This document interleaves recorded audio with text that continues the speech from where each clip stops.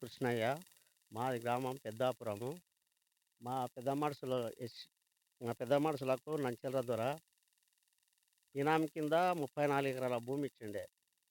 మా ఊరు గ్రామ పటువారైన రామిరెడ్డి మొత్తం ఇల్లీగల్ పట్టాల మీద పాని, ఆరు అంతా దొంగ దొంగ పట్టాలు చేసుకొని మాకిచ్చిన భూమిలో 17 ఎకరాలు వాళ్ళు దొంగ పట్టా చేసుకున్నారు.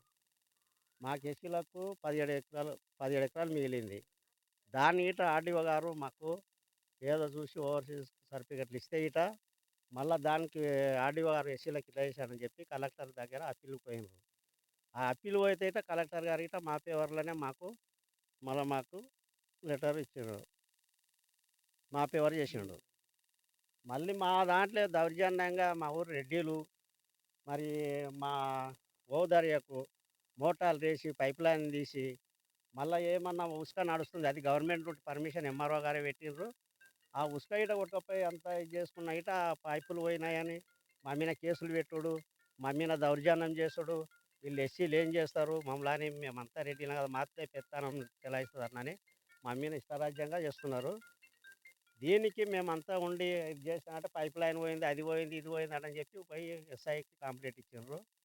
కంప్లెయింట్ ఇచ్చిన మేము చేయలేదబ్బా పైపులు చేయలేదని అంటే ఎస్ఐ దగ్గర లేదు పోసి వీళ్ళే ఎస్సీలే పోసిర్రని చెప్పి దౌర్జన్యంగా కేసు చేసి మళ్ళీ ఆ పైపులు అతికిచ్చిండు ఎస్ఐ గారు. మీరు వాళ్ళ పైపులు వాళ్ళకి అతకండి మంచిగుంటది అది ఇది అని చెప్తే సరే సార్ అని చెప్పి ఆ సార్ మాట తీసేయకుండా పైపులు అతికేసినాం. ఇక ఊరు లోపల అదంతా ఎస్సీలు ఏం చేస్తారు వాళ్ళ దాంట్లోనే మోటార్లు వేసినాం. మా భూమి మాదే.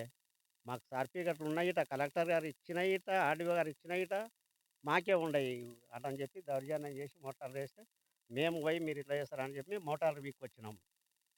మోటార్లు వీకొచ్చి పంచాయతీ ఆఫీస్ కాడ ఎన్నికపోతే ఆ పంచాయతీ సెక్రటరీ మాకు వద్దప్ప మీరే పెట్టుకోరని చెప్పి చెప్పడం జరిగింది.